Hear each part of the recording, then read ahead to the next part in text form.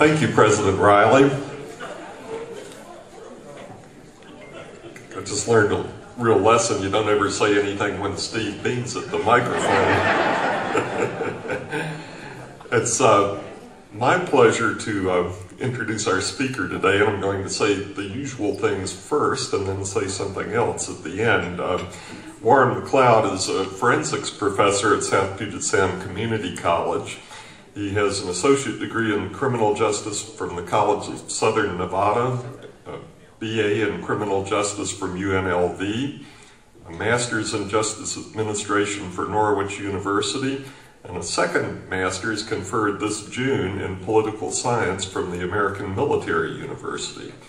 He worked in a variety of locations in Massachusetts and in Las Vegas in EMT, and as a security officer, including criminal investigations from 1991 to 1998.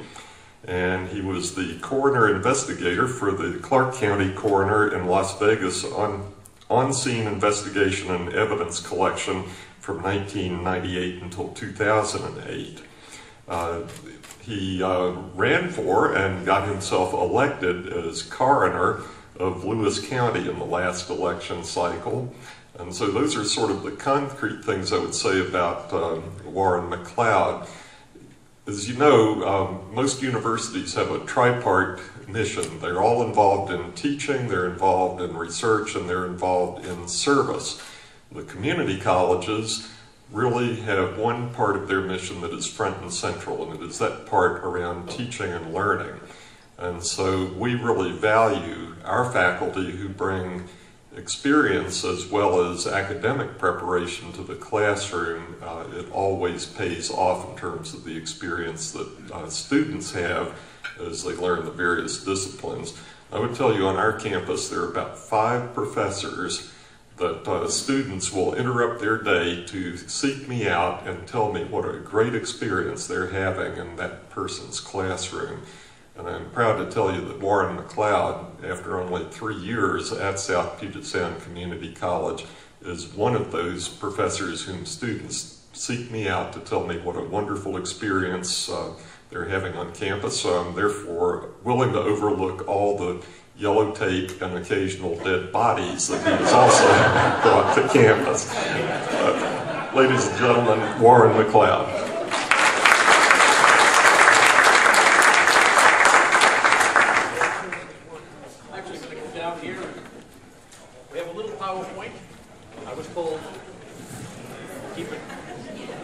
Keep it respectable, because it's lunch.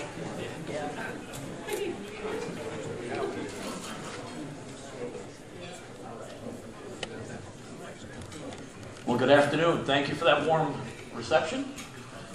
I have to start. How many people watch CSI? I'm going to look. Oh, there's the hands. Okay. NCIS, Criminal Minds, you name it. They're all out there. I watched CSI once for 10 minutes and haven't watched it since. I watch NCIS, but not because of the forensics, but because I like the characters, the slapping on the head and all that stuff. So I'm going to give a short PowerPoint on CSI in reality.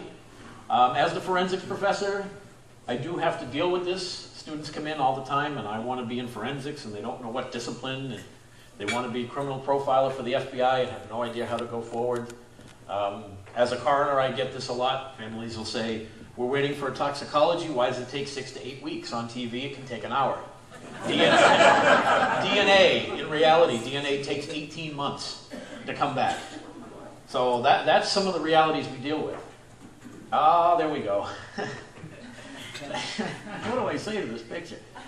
Absolutely stunning, isn't she? Oh my goodness. That is, there she is on the crime scene. No. That's a real crime scene.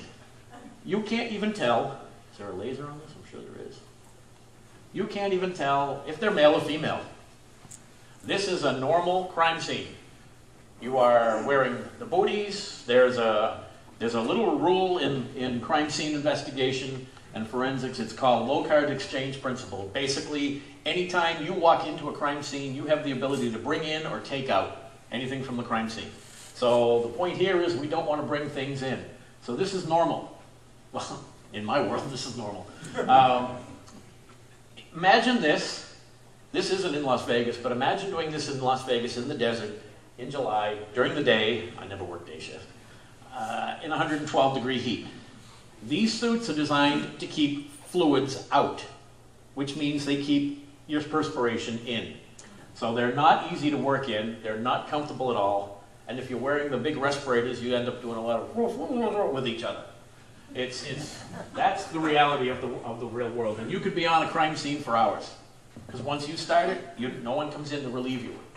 Here we go. Here we have beautiful Abby on the left-hand side. As you would see, on the right-hand side is actually... The plug-in Came fell out. unplugged. Oh.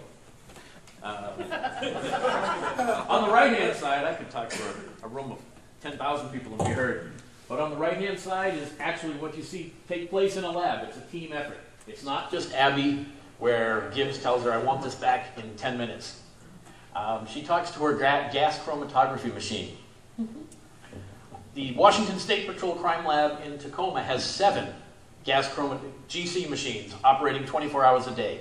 5 are for drugs alone, and the other 2 are for other unknown substances such as fire, gasoline, alcohol, and using their GC machines, toxicology, when we send blood up there, can take 6 to 8 weeks, and that's a national standard. So 7 machines working 24 hours a day. She's got her 1 machine that she talks to. So that's a reality. In my class, I had a representative from NCIS come out. They don't even have a lab. NCIS uses the FBI lab. So I hate to dash hopes. When I talk about the disciplines in forensic science, I'm not going to go through them all because we're limited here. But I have people come to me and say, I want to be a forensic expert. And I say, in what discipline? And they give me the blank look. There are so many different disciplines within forensic science. Here's one of them, firearms examiner. And this is one of the most misused words in the criminal justice. You'll hear ballistics. The ballistics report is in. Ballistics is actually the study of the bullet, of the projectile while it's in flight. So if you were to find a handgun here today and take it back to the lab and test fire it, that's not a ballistic expert, that's a firearms examiner. If a sniper's bullet came through and got me, and you did the trajectory where it went back, that's actually ballistics. So this is a firearms examiner. That's what they do. That's all they deal with. Entomology, the study of bugs. This seemed harmless enough. I didn't know. You guys just ate. An entomologist, when we're at the scene, if we've had somebody, we're not sure how long they've been down, we can collect all different types of bugs. The blowfly. Blowflies are amazing. As soon as somebody's heart stops beating, there's a blowfly within a mile or 2 who knows exactly that and starts heading to that direction. And the life of a blowfly is actually pretty well documented. So an entomologist can look at larvae, they can look at papillae, they can look at the maggots, and they can tell you what generation and how long they've been there. The same with beetles. One of our guys back in the coroner's office in Las Vegas had a black widow in a little cage that we took off one of our decedents, and her name was Jennifer. And we'd catch crickets for her, and we kept her for about 2 years. We're not, yeah, we're strange. Odontology is the study of bites, bite mark, and making identification through teeth. That's actually a dog bite. You're not looking at a crime scene photo. So an odontologist can actually cast a mold of the bite and match it to a suspect if you get it. A lot of burglars will bite food in the refrigerator. I don't know why. They don't take it with them. So you might have teeth marks. Never been a burglar. I don't understand it. So again, your odontologist knows nothing about what he may, but generally is not a firearms examiner, nor are they the entomologist. So there are so many different disciplines that you can get into. Most of the odontologists are dentists. And actually the first recorded odontologist that we have in the United States was Paul Revere. After the Battle of Bunker Hill, being from Boston, I actually know it took place on Breeds Hill. They dug, 10 months later, they dug up one of the people who perished. It was Dr. Warren, who was very famous in Boston, and Paul Revere looked at his teeth and made the positive identification. So I believe that was 1775. It was the first known case of odontology in the United States. Fingerprints. Everybody knows about fingerprints. They're everywhere. That's a big thing on CSIs. Fingerprints are a science in and of itself. I know a friend who works for Metro police in Vegas. He's a crime scene, a forensic scientist, level 2. He went to buy a handgun, and he went to the firearms guy because my friend is a chemist on the drug lab team. Isn't all that familiar. He knows which end of the gun the bullet comes out, and that's important if you're going to handle firearms. But the firearms guy was able to look at it and said it about 300 rounds had been put through it since it came off the factory production line. And so that's just an example. Now the fingerprint guy can tell you all the nuances about fingerprints, but may not know the first thing about firearms. So that's the important thing about forensic science. It's a team effort. This is my area. That's pathology. That's a standard autopsy room. We have one of those down in Lewis County. I've actually had people say, "Isn't that a steel table? Isn't it cold?" Sometimes I have to give them a minute to. Yes, it is. That's one of the tests. If when you get put on the table, you go, "Out." We don't go any further. So that's it for the PowerPoint. I'm going to talk a little bit about. You might have heard 3 different types of systems. What I operate under is a coroner system. And a coroner, for Lewis County, or most of the counties around here that are elected, the coroner, all you have to be for your requirement is 18, no felony convictions, and live in the county. That's your requirement. That's a little scary. As Dr. Pumphrey alluded to, I've got a little bit more background than that. During my time as a coroner investigator in Las Vegas, I handled approximately 5,800 death investigations. And we were averaging sometimes 3 a night. And there were only 2 of us on the graveyard. I worked graveyard for 27 years. Dr. Pumphrey was responsible for my first, what I would call, real job. My first real daytime job in almost my whole life. It's different with that sun up. That's why I moved here, because it's not out. You don't see the sun. It's just like working graveyard.